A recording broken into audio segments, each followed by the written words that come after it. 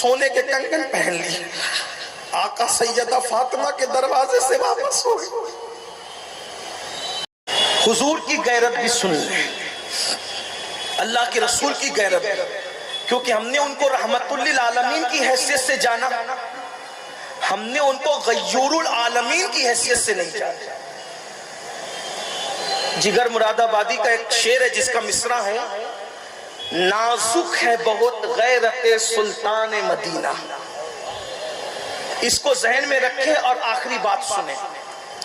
اب ہمارا عقیدہ ہے اور الحمدللہ یہ عقیدہ سچا عقیدہ ہے، جنت کہاں ملے گی؟ حضور سے ملے گی، ہے نا؟ بلکہ ہمارا عقیدہ یہ بھی ہے کہ نمازی ہو، حاجی ہو، غازی ہو، نبی ہو، ولی ہو، سب کو اس دن اگر کسی کی ضرورت ہوگی تو کس کی ضرورت ہوگی؟ محمد الرسول اللہ۔ حدیث ہے، آقا فرماتے قیامت کے دن ابراہیم بھی میری طرف متوجہ ہوں گے، یعنی سید الانبیاء فرما رہے ہیں کہ نبیوں کے باپ ابراہیم خلیل اللہ کو بھی اس وقت میری حاجت ہوگی، حاجت۔ ابراہیم بھی متوجہ ہوں گے، کعبہ بنا کر بھی، خلیل خدا کے پھر بھی، کیونکہ مقام محبوبیت وہ چیز ہے کہ جناب خلیل ادھر متوجہ ہوں گے۔ اسی کو اہل سنت کے امام نے بڑے خوبصورت انداز میں بیان کیا، کہتے ہیں وہ جہنم میں گیا، وہ جہنم میں گیا جو ان سے مستغنی ہوا ہے خلیل اللہ کو حاجت رسول اللہ۔ تو سب کو کس کی حاجت ہوگی؟ رسول اللہ کا۔ اب تصور کرنا، تھوڑا تصور کریں حدیث کا، میدان محشر کا تصور کرو۔ ماں بھاگ گئی چھوڑ کر، باپ بھاگ گیا چھوڑ کر، سب ایک دوسرے کے رشتے ٹوٹ گئے، دوست و دشمن بن گئے۔ قرآن کہتا ہے الاخلاء یومئذ بعضهم لبعض عدو، جتنے تمہارے گہرے دوست ہیں سب تمہارے دشمن بن جائیں گے۔ ماں نہیں پہچانے گی، باپ نہیں پہچانے گا، بھائی نہیں پہچانے گا، گزرا کرے پسر پہ پدر کو خبر نہ ہو، بیٹے پہ جو گزرے گی باپ کو پتہ بھی نہیں چلے گا، کوئی کسی کا پرسان حال نہیں، اکیلے اور صرف اکیلے ہیں، سب اکیلے۔ اب تھوڑا توجہ کریں، آخری بات توجہ سے سن لے، کچھ یاد رہے نہ یاد رہے اس کو یاد کر لینا، اور جب بستر پر سوتے پڑے نماز چھوڑنے کو نفس چاہے تو اس تصور کو یاد کر لے، سب چھوڑ دیے، کوئی کسی کا پرسان حال نہیں، آدمی اکیلا ہے۔ انبیاء کرام بھی اس دن کسی کی مدد نہیں فرما رہے، ہر نبی کہہ رہا ہے اذهبوا الى غیری، اذهبوا الى غیری، میرے علاوہ کہیں اور جاؤ، کہیں اور جاؤ، سب ادھر ادھر پھر رہے ہیں۔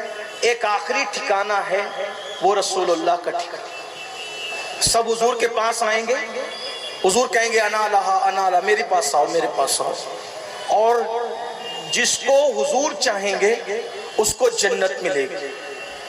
وَلَسَوْفَ يُعْطِيكَ رَبُّكَ فَتَرْضَىٰ، آپ کا رب آپ کو اتنا عطا کرے گا ان قریب کہ آپ راضی ہو جاؤ۔ یعنی سب کو جانا کہاں ہے؟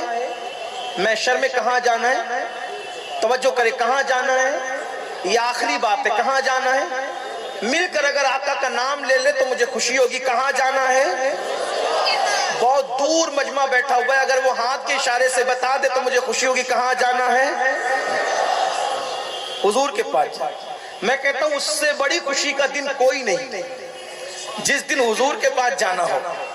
میں تو یہ کہتا ہوں کہ عاشقوں کے لیے اس دن محشر میں بھی ایک محشر ہوگا، محشر میں بھی ایک محشر ہوگا جب یار کا سامنا ہوگا، ہے نا؟ حضرت بیدم شاہ وارسی نے بڑی خوبصورت بات کہی ہے، کچھ کہنا؟ بیدم شاہ وارسی نے بہت خوبصورت بات کہی ہے، کہتے ہیں عجب تماشا ہو، کیا کہتے ہیں؟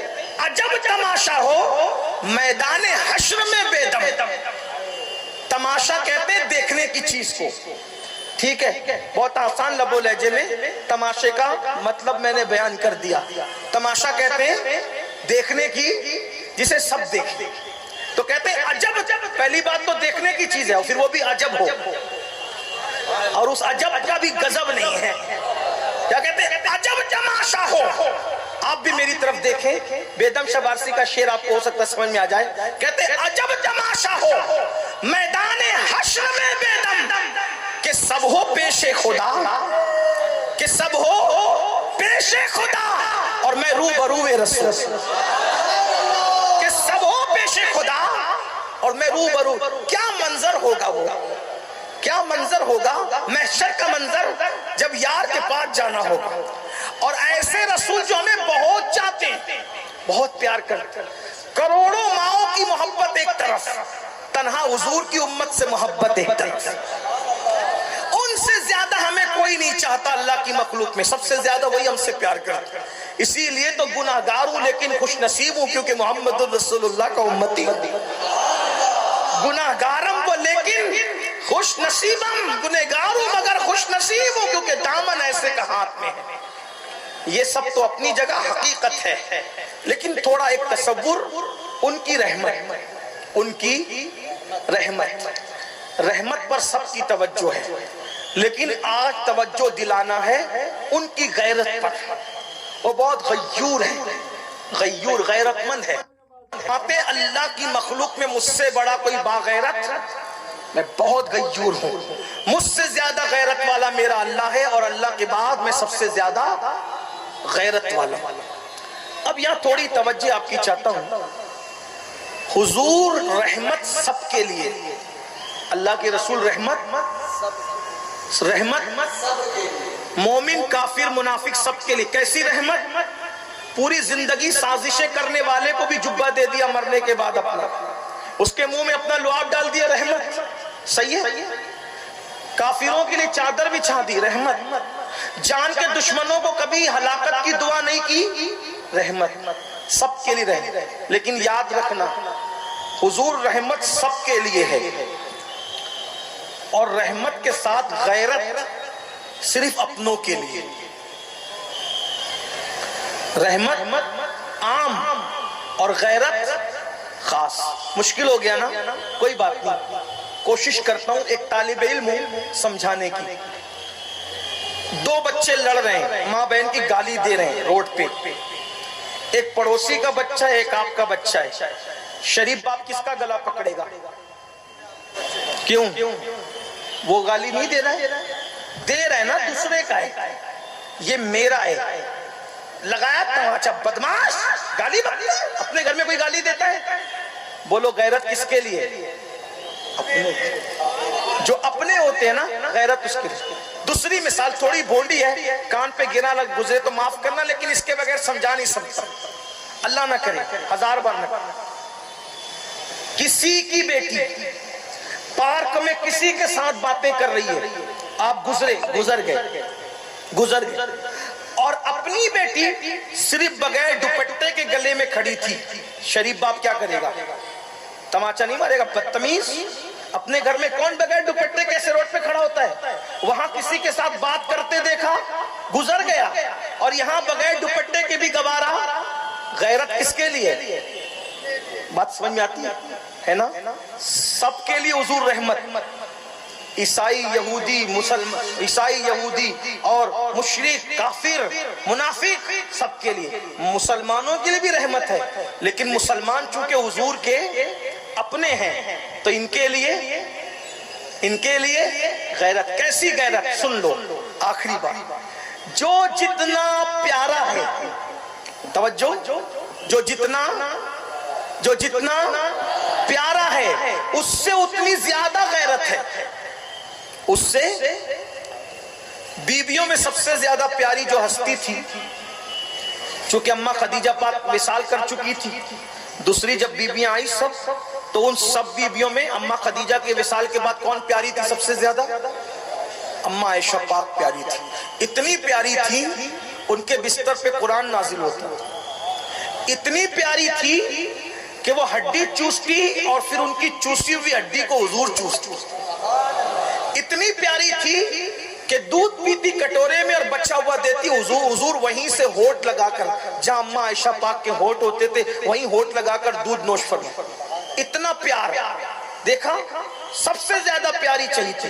ایک دن حضور گھر آئے, توجہ کرنا, بات اینڈ کو پہنچتی, مجھے ٹائم کا مکمل خیال ہے. 2 منٹ جو ٹائم آپ نے دیا تھا, 2 منٹ بچے اس میں, 2 منٹ میں بات پوری کروں گا. توجہ, سب سے چاہیے تھی, سب سے پیاری, اتنی پیاری کہ اگر ان کا پیار بیان کروں تو واللہ رات ختم ہو لیکن بات ختم نہیں. انہی کے ساتھ دوڑ لگتی ہے سفر میں، حضور دوڑتے ہیں. اور جس کے پیچھے جبریل رہ کر تھک کر بیٹھ جائے، آقا ان سے اتنا پیار کرتے ہیں کہ جبریل امین حضور کے پیچھے رہتے ہیں نا، تھک جاتے ہیں. میرے امام کہتے ہیں تھکے تھے روح امی کے بازو، کہاں وہ دامن کہاں وہ پہلو، رکاب چھوٹی امید ٹوٹی، نگاہ حسرت کے ولولے تھے. معراج کی شب جو جبریل کو تھکا دے، وہ اماں عائشہ کے پیار میں دوڑتے ہوئے اتنے پیچھے ہو جاتے کہ ان کو آگے نکلنے دیتے ہیں تاکہ عائشہ خوش ہو جائے کہ ہم حضور سے آگے نکل گئے.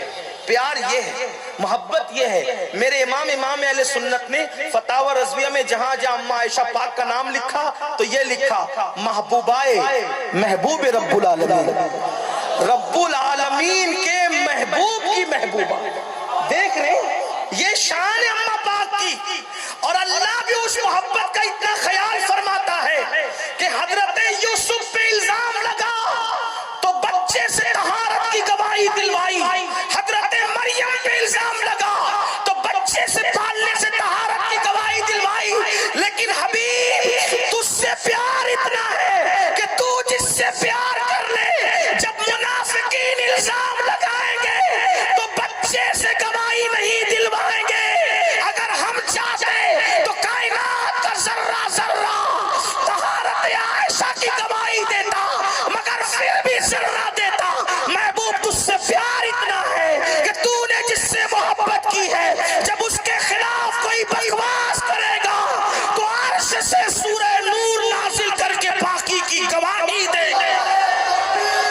میرے امام کہتے ہیں شمع دل مشکاتن سینہ زجاجہ نور کا، شمع دل مشکاتن سینہ زجاجہ نور کا، تیری صورت کے لیے آیا ہے سورہ نور کا.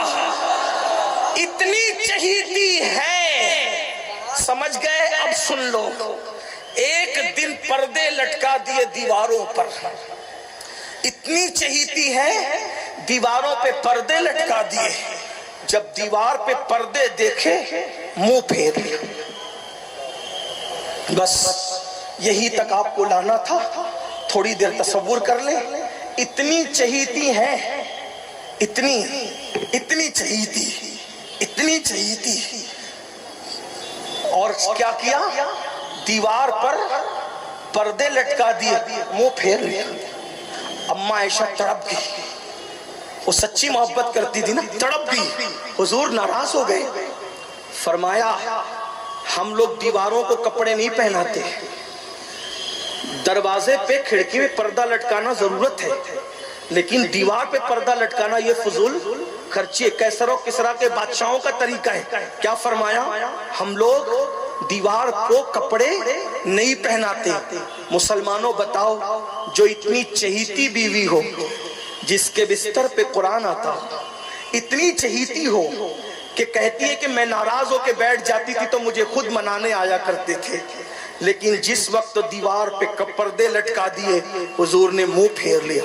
حضور نے منہ پھیر لیا، ناراضگی کا اظہار فرمایا ہماری تعلیم کے لیے. ان سے ناراض نہیں ہوئے لیکن اظہار فرمایا ہماری تعلیم کے لیے. کیا خیال ہے اگر اماں عائشہ پاک صرف اتنا کر لیں کہ اپنے گھر کے دیواروں کو پردے سے ڈھک دیں تو حضور ناراض ہو کے منہ پھیر لیتے ہیں.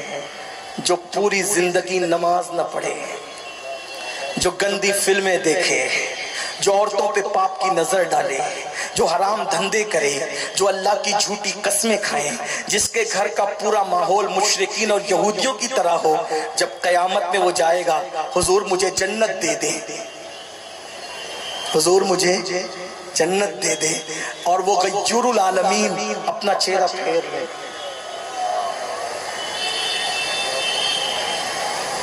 اپنا چہرہ پھیر لے. جب وہ اماں عائشہ سے چہرہ پھیر رہے ہیں، اس طرح کی درجنوں مثالیں ہیں. ایک مرتبہ صدیق اکبر سے کوئی لڑ رہا تھا اور صدیق اکبر کو برا بھلا کہہ رہا تھا. حضور خاموش سن رہے تھے، صدیق بھی سن رہے تھے. صدیق اکبر نے جیسے ہی جھگڑے میں شمولیت کی اٹھ کے کھڑے ہو گئے، ناراضگی کا اظہار کیا، منہ پھیر لیا. اپنوں کے ساتھ اتنی غیرت. ایک مرتبہ سیدہ کائنات مخدومہ نے سونے کے کنگن پہن لیے، سونے کے کنگن. بتاؤ سونا عورتوں پہ حلال ہے کہ نہیں ہے؟ سونے کے کنگن پہن لیے. آقا سیدہ فاطمہ کے دروازے سے واپس ہو گئی. میرا ایمان ہے حضور نے اپنی اولاد میں سیدہ سے زیادہ کسی سے پیار نہیں. کہتے فاطمہ تیرے بغیر میرا دل نہیں لگتا. صوفیہ کہتے حضور جب دنیا سے جا رہے تھے تو جاتے جاتے سیدہ کو بلا کے کان میں کہا تھا فاطمہ جب میں دنیا سے چلا جاؤں گا تو سب سے پہلے تو مجھ سے آ کر ملے گی. کیا پتا چلا فاطمہ تیرے بغیر بھی یہاں نہیں رہتا، تیرے بغیر وہاں بھی نہیں رہیں گے، جلدی بلا لیں گے اپنے پاس. اتنا پیار ہے، اتنا پیار. لیکن صرف سونے کے کنگن، نہ گناہ ہے نہ خطا ہے، کچھ بھی نہیں. کیونکہ سیدہ فاطمہ اس مقدس ہستی کا نام ہے. کس مقدس ہستی کا؟ کہ خطا جس کے قریب سے کبھی گزر کر بھی نہیں گئی ہے نا. یہی ہے نا، یہی ہے. ہاں یہی ہے. اللہ نے انہیں خطا سے بھی محفوظ رکھا ہے. یہ شان ہے اس ذات کی، محفوظ ہے وہ. ہم اہل بیت کو معصوم نہیں مانتے مگر محفوظ ہے وہ. خدا نے ان کی حفاظت کی ہے کیونکہ انما یرید اللہ ان کے لیے. مگر ایک بار سونے کے کنگن پہن لیے. یہ سیدہ فاطمۃ الزہرا حلال ہے، سب کچھ ہے، مگر جو رسول اللہ کی محبوب شہزادی ہے. حضور نے جب سونے کے کنگن ہاتھ میں دیکھے سیدہ کے گھر سے چہرہ پھیر کے واپس گئے. تڑپ گئی، فوراً بلال کو بلایا. بلال بابا سونے کے کنگن دیکھ کر واپس گئے، یہ لو اور جا کر بیچ کر مدینے کے غریبوں میں بانٹ دو. جب سیدہ پاک کے گھر سے اس لیے واپس ہو گئے کہ سیدہ نے سونے کے کنگن پہن لیے، وہ حرام نہیں، ناجائز نہیں، کچھ بھی نہیں. لیکن یہ حضور چاہتے ہیں کہ جیسے میں رہتا ہوں ویسے میرے گھر والے بھی رہیں، ہے نا. ان کی شان یہی ہے. ایک دن بھوکے رہے، ایک دن کھانا کھائے، پیٹ پہ پتھر باندھے. حضور کی شان یہی تھی. آپ مجھے بتائیں اما عائشہ کے پاس یوں منہ پھیریں، چہرے انور یوں پھیریں، صدیق اکبر کے پاس یوں انداز ہو، سیدہ کائنات مخدومہ طیبہ طاہرہ فاطمۃ الزہرا سونا پہن لیں تو ان کے گھر سے حضور واپس چلے جائیں. بتاؤ مسلمانوں کیا نہیں کر رہے ہو. اور جب جنت لینے حضور کے پاس گئے اور حضور نے منہ پھیر لیا. بتانا، سچ کہنا، اپنی راتیں خوب اچھی طرح سے جانتے ہو، اپنے دنوں کو خوب اچھی طرح سے جانتے ہو. اپنے آپ میں ڈوب کر کے سوچو جو پاپ کیے ہیں حضور سے چھپے ہوئے نہیں ہیں، جو جرائم کے حضور سے چھپے ہوئے نہیں ہیں. کیونکہ حضور حاضر و ناظر ہے. حضور کو اللہ نے علم غیب عطا کیا ہے، ہماری جان سے زیادہ قریب ہے. النبی اولی بالمؤمنین من انفسہم، نبی مومنوں کی جان سے زیادہ قریب ہے. کیا نہیں کر رہے ہو؟ اگر اللہ نہ کرے، ہزار بار نہ کرے، اللہ کسی دشمن کو بھی وہ وقت نہ دکھائے. جنت لینے گئے اور وہی دیں گے تو جنت ملے گی، اور انہوں نے منہ پھیر لیا. اور اللہ نہ کرے منہ پھیر کر کے کہہ دیا ظالم مجھ سے عشق کا دعویٰ کرتا تھا اور زنا کے اڈوں کو آباد کرتا تھا، شراب پیتا تھا، کلبوں میں رہتا تھا، حرام کھاتا تھا، میرا دل دکھاتا تھا. اگر منہ پھیر لیا کہاں جاؤ گے؟ کس کے